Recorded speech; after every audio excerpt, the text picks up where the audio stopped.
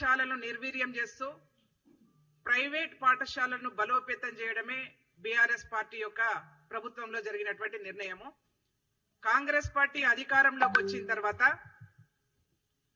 నాణ్యమైనటువంటి విద్యను ఇవ్వాలి, విద్యా రంగాన్ని గాడిన పడేయం కోసం ఇవాళ 119 నియోజకవర్గాల్లో అంబేద్కర్ స్టడీ సెంటర్లను ఏర్పాటు చేయడం, 100 నియోజకవర్గాలలో సమీకృత గురుకుల పాఠశాలలు ఏర్పాటు చేయడం.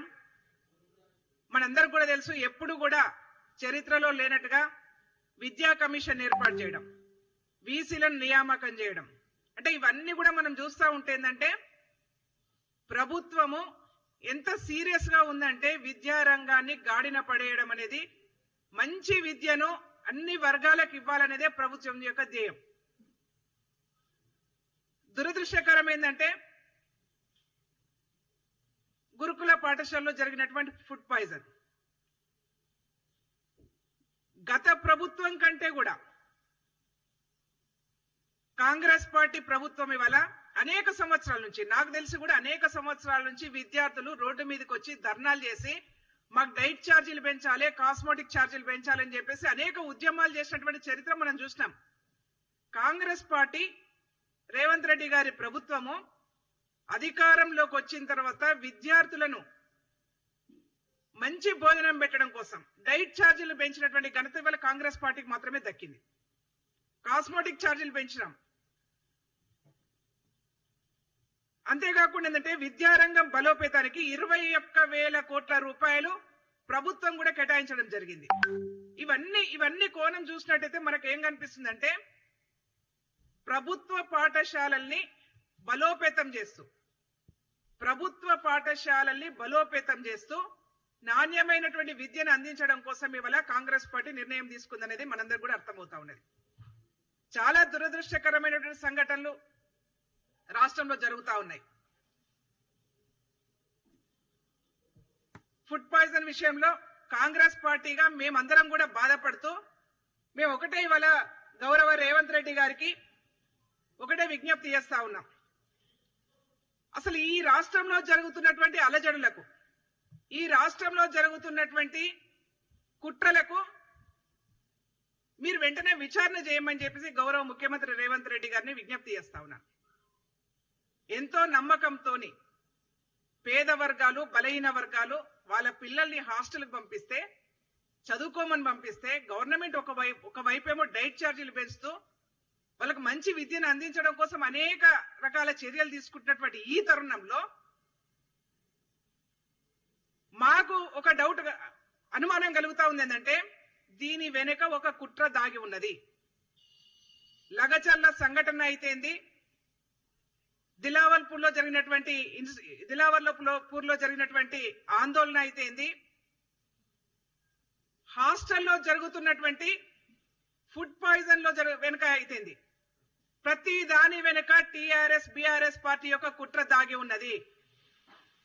దానికి కారణము ఇవాళ మనందరికీ కూడా తెలుసు. ఆ హాస్టల్లో జరిగినటువంటి ఫుడ్ పాయిజన్ కన్నా ముందు వీళ్ళందరూ కూడా భోజనం చేశారు అక్కడ. ఎవరెవరంటే నమస్తే తెలంగాణ పత్రిక విలేకరి, ఎంఆర్ఓ, హెడ్ మాస్టరు, అక్కడ టీచరు, వీళ్ళందరూ కూడా భోజనం చేశారు.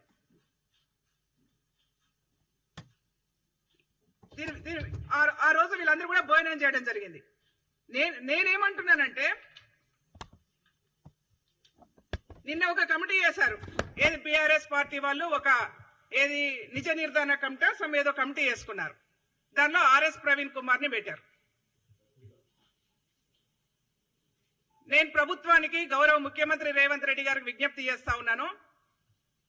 కేటీఆర్ గారి కనుసన్నల్లో BRS party RS Praveen Kumar కనుసన్నల్లో ఈ కుట్రలు జరుగుతా ఉన్నాయి. హాస్టళ్లలో జరుగుతున్నటువంటి ప్రతి కుట్ర వెనుక ఆర్ఎస్ ప్రవీణ్ కుమార్ యొక్క హస్తం ఉన్నది. దయచేసి గౌరవ ముఖ్యమంత్రి గారు మీరు వెంటనే విచారణ చేపట్టాలి. లేకపోతే అనేక మంది విద్యార్థులు వీళ్ళ యొక్క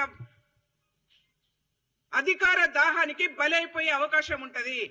దయచేసి మీరు వెంటనే ఎంక్వైరీ విచారణ జరిపించాలని చెప్పేసి నేను గౌరవ ముఖ్యమంత్రి గారిని విజ్ఞప్తి చేస్తా ఉన్నాను. అబద్ధాలు చెప్తూ రోజువారీ కూడా అబద్ధాలు చెప్తూ వీళ్ళు బతుకుతా ఉన్నారు. మనందరికి కూడా తెలుసు, తెలంగాణ ఉద్యమ కాలంలో విద్యార్థులను బలి చేసినటువంటి చరిత్ర వీళ్ళకే ఉన్నది. ఇవాళ అధికార దాహం కోసం కూడా మరొక్కసారి విద్యార్థులను బలి చేసే ప్రయత్నం, కుట్ర జరుగుతా ఉన్నది ఈ రాష్ట్రంలో. దయచేసి విచారణ చేయండి. ఈ కుట్రలకు పులి స్టాప్ పెట్టాలి. లేదంటే పిల్లలు వాళ్ళ యొక్క హాస్టళ్లకు విద్యార్థులను పంపించాలంటే తమ బిడ్డల్ని భయపడాల్సిన పరిస్థితి వస్తుంది ఈ రాష్ట్రంలో. మనమేమో మంచి విద్యను ఇవ్వాలనుకుంటా ఉన్నాం, మంచి భోజనం పెట్టాలనుకుంటా ఉన్నాం, మంచి కాస్మెటిక్ ఛార్జీలు ఇచ్చి వాళ్ళని మంచిగా బతకాలని చెప్పేసి మంచి విద్యను అందించడం కోసం ప్రయత్నం చేస్తా ఉన్నాం. ఒకవైపేమో స్కిల్ యూనివర్సిటీలు ఏర్పాటు చేస్తా ఉన్నాం. ప్రపంచంలో ఒక నాణ్యమైన విద్య ఇవ్వడం కోసం ప్రపంచంలో ఎక్కడ కూడా జరగనటువంటి ఒక నిర్ణయం ఇవాళ తెలంగాణ రాష్ట్రంలో జరుగుతా ఉంది. స్కిల్ యూనివర్సిటీ పెట్టాం ఒకవైపు.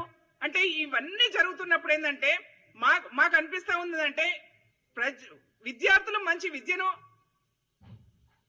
పొందే ప్రయత్నం ఇవాళ కాంగ్రెస్ పార్టీ చేస్తుంటే దాన్ని విచ్ఛిన్నం చేసే ప్రయత్నం ఇవాళ బీఆర్ఎస్ పార్టీ వాళ్ళు చేస్తా ఉన్నారు. ఒక 2 ఉదాహరణలు చెప్తాను నేను. ఒక ఆమె ఎవరు హరీష్ రావు గారు ఒక స్టేట్మెంట్ ఇచ్చారు, గురుకుల పాఠశాలలో జరిగినటువంటి విద్యార్థుల ఆత్మహత్యలు అని చెప్పారు. నేను 2 ఉదాహరణలు చెప్తాను మీకు. కాగిత సందీప్ జగిత్యాల. ఈ సందీప్ అయినట్టు ఏంటంటే college dropper.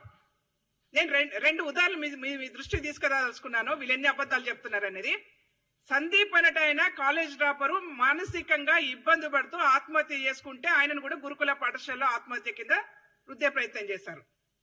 Gayatri Toopran inter dropper అని కాలేజ్ చదువు మానేసింది, కొన్ని కారణాల చేత అమ్మాయి సూసైడ్ అటెంప్ట్ చేసుకుంది, పాయిజన్ తీసుకున్నది. దాన్ని కూడా గురుకులలో జరిగినటువంటి ఆత్మహత్యల కింద వృద్ధే ప్రయత్నం చేస్తున్నాం. అంటే వీళ్ళు తెలంగాణ ఉద్యమంలో నాడు ఇటనే పెట్రోల్ పోసుకొని అగ్గిపుల దొరకలేదని చెప్పేసి ఆత్మహత్యలకు పురుగొల్పినటువంటి వీళ్ళే ఇవాళ కాలేజ్ డ్రాపరు వివిధ రకాల కారణాల చేత ఇళ్లలో ఉంటూ వాళ్ళు సూసైడ్ చేసుకుంటే అవి కూడా గురుకులాలలో జరిపినటువంటి విద్యార్థుల కింద ఇవాళ హరీష్ రావు గారు ముద్ర వేసే ప్రయత్నం చేస్తారు. అంటే ఎన్ని అబద్ధాలైనా చెప్పడం కోసం ఎంతకైనా దిగజారే ప్రయత్నం ఇవాళ బీఆర్ఎస్ పార్టీ చేస్తా ఉన్నది. ముఖ్యంగా ఇవాళ మనందరూ కూడా తెలుసు, లగచర్ల సంఘటన అయితే ఏంది, దిలావల్పూర్ సంఘటన అయితే ఏ కుట్ర కోణం చూసినా, ఏది మనకు గ్రూప్ 1 ఎగ్జామ్ లో జరిగినటువంటి అలజడి అయితేంది, రాష్ట్రంలో ఏ అలజడి జరుగుతున్నా ఆ అలజడి ఎక్కడ కనిపిస్తా ఉందంటే మూలాలన్నీ కూడా బీఆర్ఎస్ పార్టీ ఫామ్ హౌస్ నుంచి జరుగుతా ఉన్నాయి. కాబట్టి ఈ రాష్ట్రంలో ఒక కుట్రపూరితమైనటువంటి ఆందోళన చేస్తా ఉన్నారు. పేడ్ ఆర్టిస్టులతోని ఆందోళన చేసే ప్రయత్నం చేస్తా ఉన్నారు.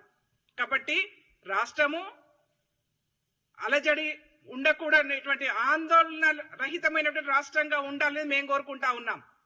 కానీ ఆందోళన సృష్టించేసి అధికారంలోకి రావాలని చెప్పేసి బీఆర్ఎస్ పార్టీ వాళ్ళు కోరుకుంటా ఉన్నారు. కాబట్టి ఇలాంటి కుట్రల్లో విద్యార్థులు బలైపోయే ప్రమాదం ఉన్నది. కాబట్టి గౌరవ ముఖ్యమంత్రి గారికి మేము విజ్ఞప్తి చేస్తా ఉన్నాము, వెంటనే వీటి మీద విచారణ జరిపించాలని చెప్పేసి మేము కోరుతా ఉన్నాం. వీళ్ళ మీద నేను ఒకటే చెప్తా ఉన్నాను, ఈ రాష్ట్రంలో ప్రేరేపితమైన ఆందోళనకు తావులేదు. మీలాగా కాదు, మీలాగా ధర్నా చౌకులు బంద్ పెట్టేసి ధర్నాలను రస్తారోకలను బంద్ పెట్టించేసి ఉద్యమాలను అణచివేసే ప్రయత్నం ఏం చేయట్లేదు. ప్రజలు నిజంగానే వాళ్ళ ఆందోళన చేయాలనుకుంటే ఆ స్వేచ్ఛనిచ్చాం. కానీ వాళ్ళ ప్రేరేపితమైనటువంటి ఆందోళనలు, ప్రేరేపితమైనటువంటి కుట్రలు ఫామ్ హౌస్ నుంచి జరిగితే మాత్రం మేము ఎంతటి విచారణకైనా చేయడానికి సిద్ధంగా ఉంటాం, వాళ్ళ లోపల బొక్కలేయడానికి కూడా సిద్ధంగా ఉంటాం. తస్మాత్ జాగ్రత్త అని చెప్పేసి హెచ్చరికలు జారీ చేసుకుంటూ వీళ్ళు నేను మాకు ఏమనిపిస్తుంది అంటే బీఆర్ఎస్ పార్టీ వాళ్ళు ఎక్కడైతే తిరుగుతా ఉన్నారో అక్కడ ఆందోళన జరుగుతా ఉన్నాయి. బీఆర్ఎస్ పార్టీ నాయకులు ముందు రోజు తిరుగుతారు, తెల్లవారి ఆందోళన వస్తూ ఉంటాయి. అంటే మనకు ఒకటి నమస్తే తెలంగాణ పత్రికకు సంబంధించిన మరి వాళ్ళు ఇక్కడ ఉన్నారో లేరో నాకు తెలియదు. నమస్తే తెలంగాణ పత్రికలు గతంలో మనకు తెలుసు, అంతిమ తీర్పు సినిమా చూసాం, కృష్ణంరాజు గారు హీరోగా ఉంటాడు. అప్పుడు ఏంది ఈ ప్రెస్లన్నీ కూడా ఏంటంటే ముందే కంపోజ్ చేసుకొని పెట్టుకొని ప్రింటింగ్ తయారయ్యేది. అంతిమ తీర్పు కృష్ణంరాజు గారు హీరో. వాళ్ళ పత్రికలో ముందే ఒక హత్య జరుగుతుంది అనుకుంటే ముందే పత్రికలో ప్రింట్ అయిపోయిన తర్వాత తెల్లారి హత్య జరిగేది. ఇట్లనే ఇవాళ మాకు నమస్తే తెలంగాణ పత్రికను చూస్తే ఏమనిపిస్తుంది అంటే ముందే వాళ్ళ పత్రికలు వస్తా ఉన్నాయి, పలానా ఆందోళనలు జరుగుతూ ఉన్నాయి, పలానా దగ్గర ఆత్మహత్యలు జరుగుతూ ఉన్నాయి, పలానా దగ్గర గొడవలు జరిగే అవకాశం ఉందని చెప్పేసి నమస్తే తెలంగాణ పత్రికలు ముందే రాసుకొని తెల్లారి ఆందోళన వచ్చే పరిస్థితి ఉంది. కాబట్టి అంటే ఇవన్నీ చూస్తా ఉంటే ఏమనిపిస్తుంది అంటే ముందే వీళ్ళంతా కూడా ప్రీ ప్లాన్డ్ ఆందోళనలు, ప్రీ ప్లాన్డ్ ఫుడ్ పాయిజనింగ్, పిల్లల్ని బలి చేసే ప్రయత్నం చేస్తా ఉన్నారు. బీఆర్ఎస్ పార్టీ వాళ్ళు లిటరల్లీ నేను స్టిక్ అనే ఉన్నాను, ఇవాళ ఈ ప్రాంతం నుంచి మాట్లాడుతా ఉన్నాను, నేను స్టిక్ అనే ఉన్నాను. దీని వెనుక కేటీఆర్ గారు, ఆర్ఎస్ ప్రవీణ్ కుమార్ గారి యొక్క హస్తంతోనే ఫుడ్ పాయిజనింగ్ జరుగుతా ఉన్నది, పిల్లల్ని బలి చేసే ప్రయత్నం చేస్తా ఉన్నారు. కాబట్టి దీన్ని విచారణ చేయాలని చెప్పేసి గౌరవ ముఖ్యమంత్రి గారిని డిమాండ్ చేస్తా ఉన్నాను.